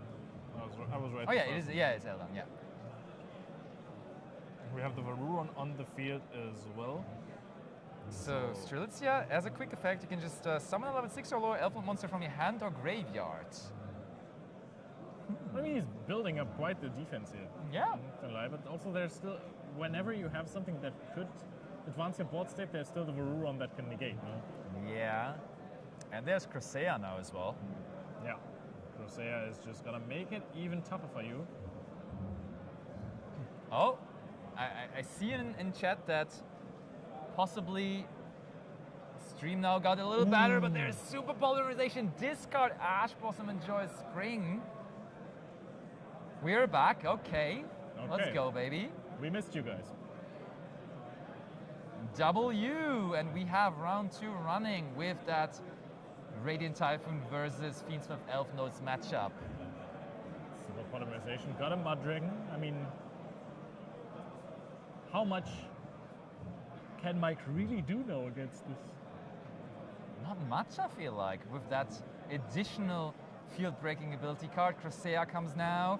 One of the most powerful quick play spell cards in the game, and therefore only worthy to be included into this quick spell heavy deck that the Radiant Typhoon deck is. Helps you get started with your cards like Crusea, since your opponent has some spell traps in their zone. And now Crusea is going to get us a Radiant Typhoon card and a Mystical Space Typhoon, which is a massive advantage. However, you're also going to be locked into wins. I think we're fine with that. We got our super polarization through. The non-wind monster has been summoned, so now we can just completely focus on the wind part. God, I love Mystical Space Typhoon. Yeah. I mean, not as much as I love Cosmic Cyclone, but it's of course... Well, you gotta decide, right? Like, they basically do the same thing, so you gotta pick one or the other. If they ever make a Cosmic Cyclone archetype, I'm gonna be a happy man. You are going to win a YCS if that ever happens. Oh yeah. I'm just gonna stop casting then, I'm just gonna... Yeah. Gotta do it. Oh, and the triple tactic talents now from here as well. What a hand. Show me what you got, he says. Oh, Mike with the Lightning Storm in the main deck. Yeah, and that one is gonna absolutely stay in hand. You can keep that, my friend. And Pierre now has perfect information about the game state, knows there's nothing coming his way. So he can just start playing however he wants. So... Oh, Okay, that is why this deck is now so good since the release of the last main set. This is the Burst Protocol Ultra Rare, the new Link to Varun, which now makes the deck so much better. So we're gonna get a vision here. Do you need the microphones to still be louder? Because not sure how much we can still do here. Actually, so how are we still playing through this? Like, those cards are quite sticky. No access to Ashina. How do you play it out on the side of Pierre? Because after all, Radiant Typhoon is a very grindy deck. It's a very controlly deck. For sure.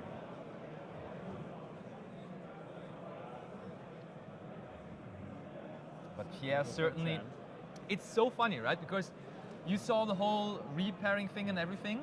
And I believe now that we may have just actually gotten the exact same deck list even in place of Hakan. Because Hakan and Pierre, they're both French. So I don't want to make any assumptions, but I would assume that they have traveled here together from France to this tournament. And when they're now also both on the same deck, they must have talked about their deck and their choices, so it might actually just be the same deck. There's a good chance they have discussed the deck list at least once. Fair. We're going really, really in on the side of Pierre. Next question is, what are we summoning here? Is it a Great Fly to get some attack? Yep, Great Fly. One of the first Link monsters in the existence of the Yu-Gi-Oh! Trading card game. I love when those cards come back. What a Great Fly. I also love this use of the card a lot more than what happened with Doodle the Chimera in Salamangreat. No, not Salamangreat, but the Snake Eye Fire King. Here comes the destruction effect now also of the... Oh, it's even... Oh, wow, even better, honestly. Yep, of the Radiant Typhoon Phonics, the Great Flame. When I read Phonics, I always think of Phonics, but it has nothing to do with that, as it's much stronger in terms of attack points as well. Funnily enough, the Mud Dragon can now also turn into a wind monster to be boosted by the Great Fly. And that is going to be so much damage here. You are wondering whether they are going to be able to go through all of that and make damage, but they're just going to end it here right on the spot, I think.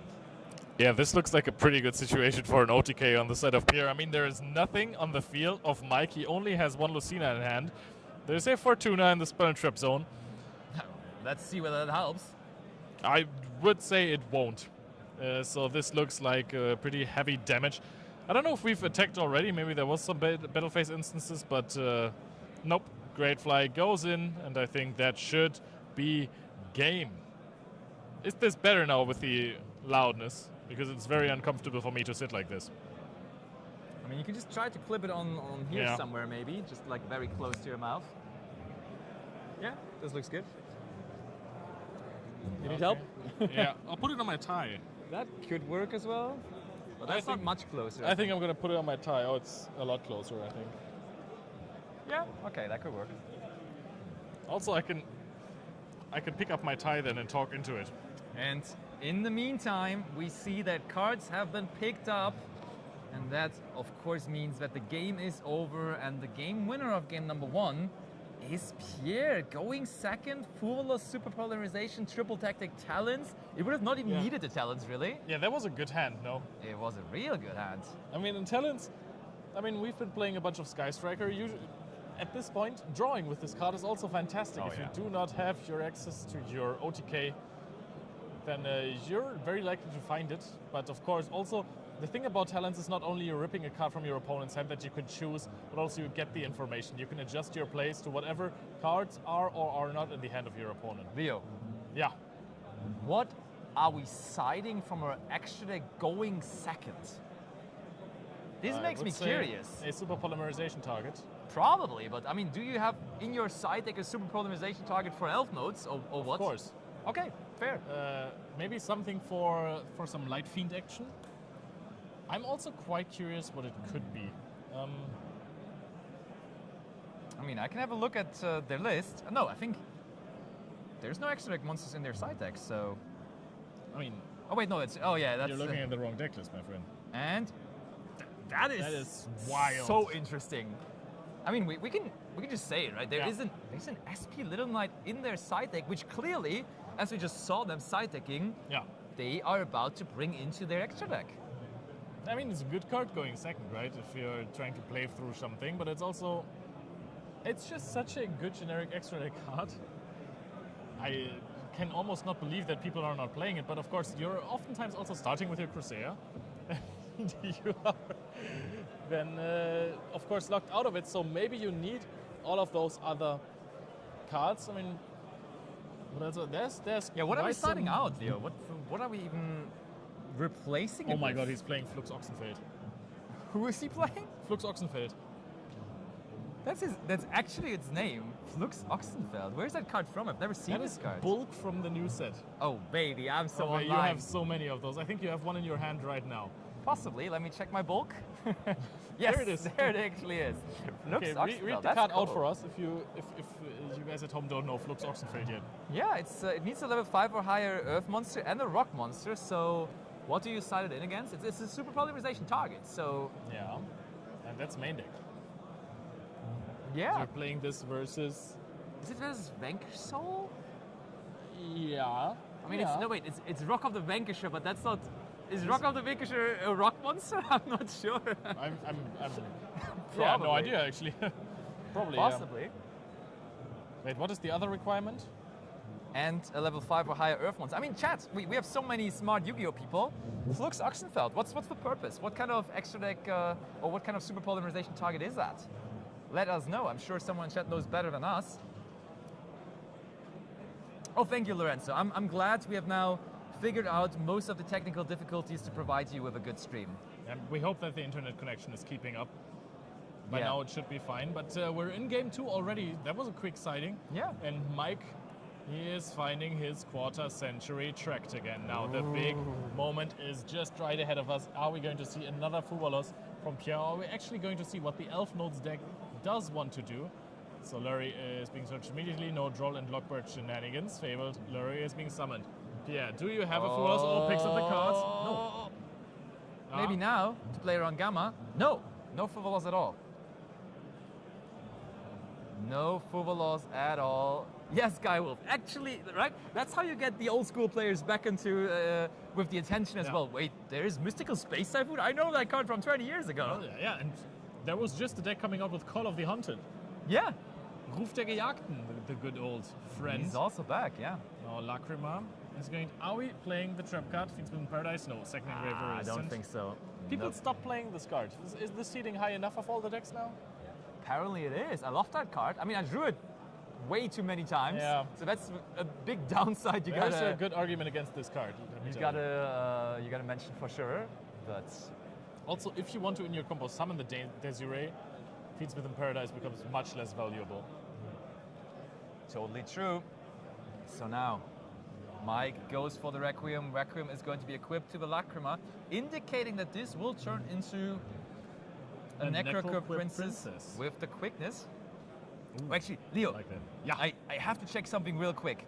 Did Ben win his first round? Because Ben is playing a ridiculous deck today. And he's playing table 79, so it looks like he won round number 1. Well, that's looking good. If he wins round number 2 as well, I think we got him on feature. Yeah. We gotta have him on feature for sure. Oh, and now there's a DDD High Wave King Caesar. Wow, that was the most exciting way to announce it that I've ever heard. Because in this deck, Caesar actually has a really cool application, apart from also only being like a part of your end board. It is Water Attribute. And that is relevant because sometimes in the opposing turn, you're summoning back out your Tinia, which is also a water attribute, and therefore you have to tribute your Caesar, and then your Dragite is still alive if you play the Adamancipator Synchro monster because it needs a water in graveyard. So if you tribute your Caesar after using it twice to get back the Tinia to do some more interruptions of the Elf Node cards, you still have Dragite life. Leonard Koenig seeing the lines. Medius Vapure now bringing the Power Patron out. Also LOG YTCG. No Pablo Brasiliano. I'm sorry. No, I don't speak Brazilian at this stream.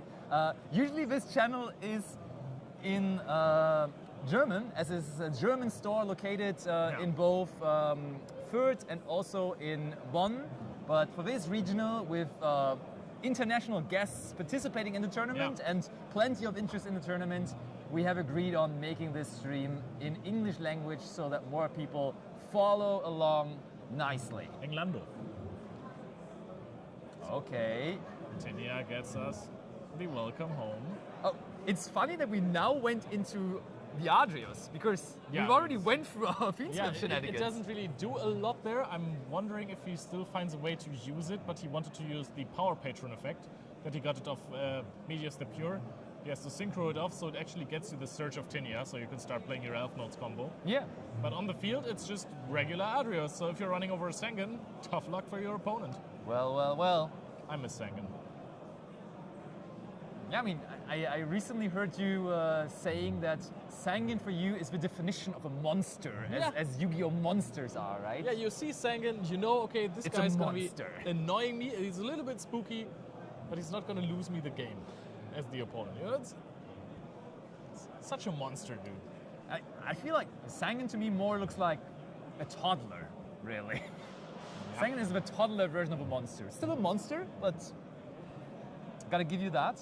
But let's see, that field now from Mike certainly does not look like a toddler version of a field because this is quite impressive already. Oh, we're getting rid of our own Adrius now, that's funny. It's not really doing too much, right? So we don't need to negate something. We get back the power patron and we can go into more synchro play. So is the power patron now going to get some extra levels on their or what? Or are we going to go into a Strelitzia with the Fortuna? And we did that on our first turn, or on our first game. So, question being, was that just a plan B against Tuvalos, or is that actually a plan to have Strelitzia on the field as interruption for the opponent's turn? The thing is, Strelitzia can then summon back the Power Patron. Power Patron is a level 1 tuner. Strelitzia is a level 7 synchro. So you can make Adamancipator Dragon Dragite. I don't know if it's called Adamancipator Dragon actually. I think it's just Adamancipator something. I will look that up. It's Dragite. And there is Strelitzia again, actually. Here it comes. Brings back the Power Patron. Adamancipator Risen Dragite. But I can also see an Omega. Some people do not play Dragite, perhaps, but I think it's just a perfect level 8 generic Omni. Not quite the Omni, but a spell triplicate. Oh, we're going to the Crystal Wing Synchro Dragon, the OG Shining Victories boss monster that has been summoned so many times with Ice Bell, the Wind Witches best friends. This card is a good way to play around Sheena, actually, because it can negate monster effects that are level 5 or higher.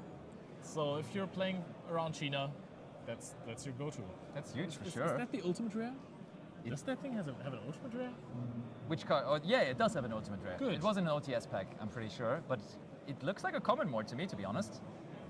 Like sitting there on the field, maybe like when he put it onto the field, you could see the glossiness of it. If it was a common, you would see the name better. Oh no. Immediately, no hesitation. Radiant Typhoon Vision from Pierre as in game 1. I mean, the field looks okay at best, right? I mean, there's a Crystal Wing Dragon and there is a Caesar. But there's not much more. You also have the trap. Do you actually negate the vision immediately? I think I'm having 2 microphones. I'm double mic'd up now. So, if you are Pierre, okay, we're negating this. If you're Pierre, you just announce search for Mystical Space Typhoon every single time, right? I am speaking into the mic so much, but like this is just shoving it in my mouth. All right, Mystical Space Typhoon is being chained to it. Wow, that's so huge. Of course, you want to prevent the Mystical Space Typhoon from being searched, but if there's also one in hand, because the deck plays the 3 off, that is so huge. Continuous trap cards have been such an important part of the game for so long. Cards like Ghost Ogre and Snow Rabbit have been cited against those decks. But if triple Mystical Space Typhoon is a staple in that deck, that's super tough. I think that's one of the reasons why Elf Notes is not in the position it wants to be in right now. Because the Power Patron is just the best answer. The Rhapsodia of Madness is such a good card. Oh, Mystical Space Typhoon on the Solemn Warning as well. Now things are shaping up quite well for Pierre, however. Oh my goodness! There's also Fallen in the Virtuous. Crystal Wing is being targeted.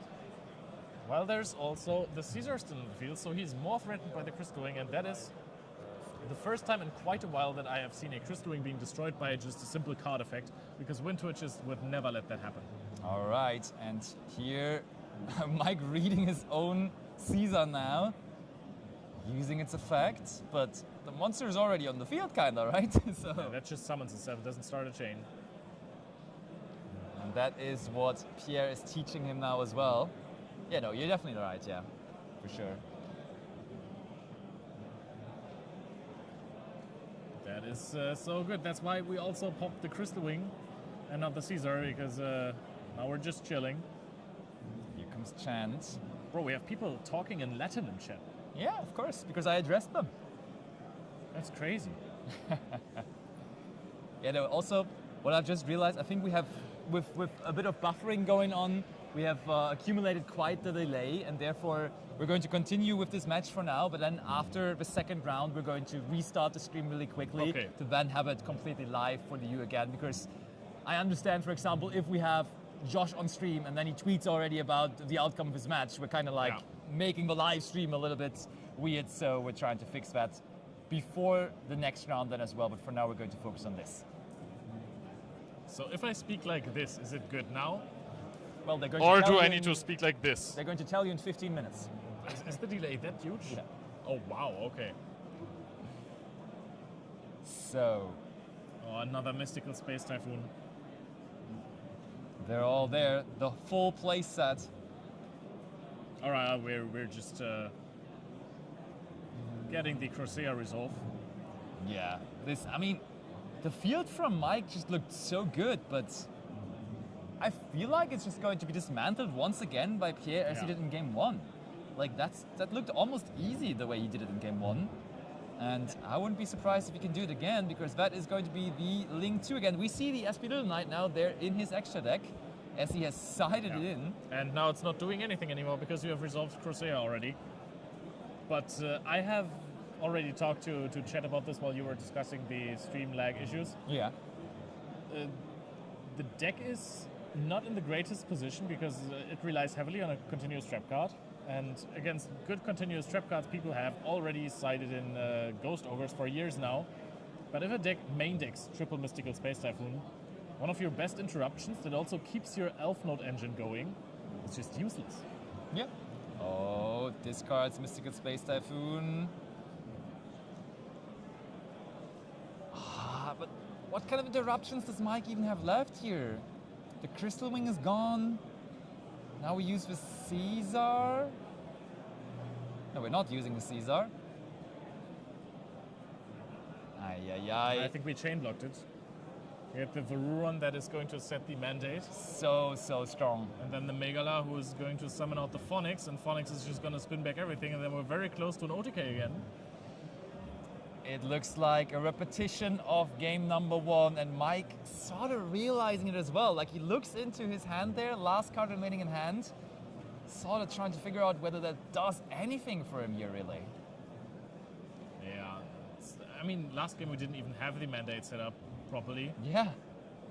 Even better now. It was just going in to just OTK his opponent. Now, I think we were discussing something about... Caesar is such a good card, but if your deck plays well around it, it's just so incredibly useless. Sadly, you are very right with that. Oh, we're going battle phase. It's not going to be over this turn just yet, and for the moment, it doesn't even look like we would be able to get over the Caesar. Oh, yeah. I don't think we get over Caesar, so starting your own turn with Caesar could be really, really good here for Mike. Now mandate, Pot of Avarice effect is going to be activated. We get those 3 spells back into the graveyard and now back into the deck. We're going to shuffle it up and then we're going to give it a quick draw. Definitely. Oh, are we going to find something worthy though? So, I mean, how good is the Elf Node follow-up? There is no, like in engine, there is no real follow-up pieces, right? There's nothing in the graveyard that recycles itself on the turn 3 or something. So once you broke the Elf Node cycle, and I think we have successfully done that, it is getting kind of dire. there is still the Fiendsmith cards, but which do have some follow-up. Yeah. And now we are seeing in chat the response to Super Proletariat Fuchs Ochsenfeld is Rockpuss Holisu, and that is actually a very, very good point. I like that. Yeah. Or maybe versus Magnet Warriors as well. It's a good point. There you go. It's a very solid deck. Might find itself in some Highlanders. Oh, now we're going to some Raid Raptor strategies. The Eagle. That's one, and that seems like it is about it. I think I played this card at a remote YCS, and I played Lyrilisk Tri-Brigade. Yeah, you played that card. Or you could play that card. It wasn't necessarily 100% needed, but definitely something you could fit into your deck if you had the extra space. Yeah, and that card as a quick effect now is of course threatening the Fiendsmith engine quite heavily. It's funny like how those extra resources just get rediscovered, right? Yeah. With the release of, let's say, Ryziel cards, every rank 4 in the game was reread and possibly be reintroduced into extra decks, and now there's a new wind deck, so you're looking into the wind options once more. But for those players who don't know the card, can you possibly name the full name?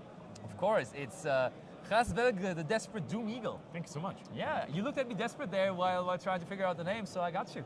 Yeah, thank you. I think you actually nailed it. I like how you're just waiting out for end of main phase to wait for a possible Lacrima to then chain Grasvelge, the Desperate Doom Eagle. And then in the next turn you can of course just take away an Engraver. So there is a engine that recycles itself in the deck of Mike, but well, against the Grasvelge, the Desperate Doom Eagle, your Fiendsmith engine isn't looking too hot anymore. You're desperately now trying to pronounce it rightly multiple times in a row, huh? Grasvelge, you're right about that. Well.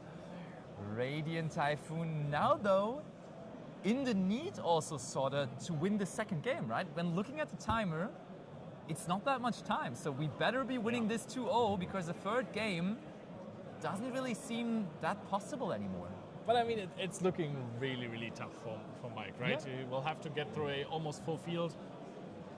Grasvelge, the Doom Eagle. And I mean, he found a Tinya. He has a Cult by the Grave in hand. Tinya could start. Can it start playing? I mean, you have the Welcome Home. But I'm sure that Pierre has something set up for that. You would imagine Pierre also still has so many cards in hand. Like, he is well prepared for this. Radiant Typhoon. I think now also with it underperforming at the latest YCS, it becomes even better, right? Because people just now maybe address it even less, not focus on it as much in the side decks anymore, and that is where the deck now maybe can shine. All right, I think Mike just tried to use Lacrima effect in his turn, which is of course not possible, and Pierre just reminded him quickly. Now Engraver effect is going to be activated, and which card actually just shuffles it back? Of course it is Grasvelge. Yep, the Desperate Doom Eagle makes Mike desperate to kind of get something going here, has Caesar on his field. But Caesar isn't the solution to all of your problems. Yes, that is Armades actually, because Armades is a light Fiend monster that you could just easily link it away to a Fiendsmith Requiem, and then you can get your Fiendsmith combo started while using Medius, the Pure, and the Power Patron Elf nodes as material, and then you get your Fiendsmith engine before you just bridge easily into your other engine, which is the Elf nodes, so you actually get multiple interactions just from this one card. Okay, Mike, trying to figure out, reading the graveyard effect of the Power Patron. Does that one provide you with any kind of follow-up? Well, maybe there's something we're missing. I think, I mean, you have Medius the Pure, which actually comes back if you discard a monster. Yeah, you can use Medius in the graveyard, of course. That works. But wait, actually that is good follow-up. Yeah. I'm also going to check the Power Patron. The thing is, Medius the Pure, you only play one Elf Mode Power Patron. Can it also summon from the graveyard? Can you check? It can... No, it can only summon it from the deck, but hear me out, he's playing 2 Power Patrons. Oh, wow, okay, that's nice. So I mean, also, Effect Veiler could be summoned, I think. So... Yeah. But does Medius the Pure need to be normal summoned? Or can it also trigger off its own special summon effect? And What is the condition? Does anything need to happen? I think if you... Oh, goodness. Oh, Mike. Now really struggling. Can he find an answer? This Caesar's still sitting on the field there. Oh, we're just going to head battle phase. Trying to attack over. Fallen in the Virtuous is going to take care of it though. Yep, that's a very, very easy way to take care of this card. I mean, we've used this card to break the field in the last turn. We took care of the Crystal Wing Synchro Dragon, and now we just took care of the Caesar as well, because this card is absolutely broken as it replaces itself every single turn. So in grindy scenarios, the Fallen the Virtuous is maybe just the best card control players could have ever asked for. Okay. Can this card finally stick? We are using our middle column, but not doing anything with our Elf Node monster. They're setting the remaining card, and it will immediately be destroyed by the Mystical Space Typhoon. The way it was intended to be, Mystical Space Typhoon in the end phase. That's how we always did it back in the day. And we're still doing it today. Pierre also gets the Megala effect. Phonix is going to come back to the field. There is so many more things you can do. Corsair is now also being summoned. And I think this is going to be lights out soon, as the screen lights up a little bit for Mike, since Ascension is also being summoned. So I think we're going to very fast accumulate all of the damage. That should be no problem at all. Mike, one last time shuffling the deck from Pierre, maybe also treating it as a little bit of a goodbye here to the feature match stage, and the hand gesture goes over to Pierre. I mean, he really did his best, right? He put up an impressive field, but Pierre's deck just really showed what it's made of, right? Not even Sheena needed to play through this field. It's just such a good engine, the Radiant Typhoon deck. It's really, really cool. I like it. Now we bring back the Corsair from the graveyard with one of the newer Radiant Typhoon spells. Corsair plus Megala effects trigger, so we get all of those effects. That is infinite plus. That's insane. So, the other original Baron, you could say, coming back here. I still, like, with the slow feedback, I really don't know how to use the mic at this point. I think we're going to figure out back next on, time. honestly. All right. We can, with the more direct feedback later on, tackle that project, I would say. Vision activated. Okay, oh, Mike got to cut the deck once more. Strong. Now we draw so it cards. was not his final move in the end. Discards Mystical Space Typhoon, such a disrespectful move, destroys, or no, rather shuffles the last remaining cards from Mike back into the deck. No cards in hand, no cards on the field, and now, all right, Pierre just wants to see his opponent suffer, just continues to go for a great fly, more damage, attacks for game, and now Mike really needs to consider, do I have anything to stop all of this onslaught, this 10,000 damage from the Radiant Typhoon player? You have a Lacrima, but there is Revelgus here, the desperate Doom Eagle. Mike, I think it's time to put the fries in the bag. And now, of course, Pierre takes the W in round 2 of this tournament, the Neuss Regional by Animany. All right, I'll quickly throw it back over to us. Here we are, and as we've already talked about it a little bit in the match already, we are going to probably restart the stream, trying to do that now in the break between round 2 and round number 3. And then we will have no real delay anymore, so we will be live, able to talk to you better in chat, of course, make that happen more quickly, more organic, so we can have some nice communication with you guys. And we miss you. Yeah, so funnily enough, you might see us quicker than you think, because you may watch the game and then all of a sudden we're live with something else again. Who knows? See you for more action very, very quickly.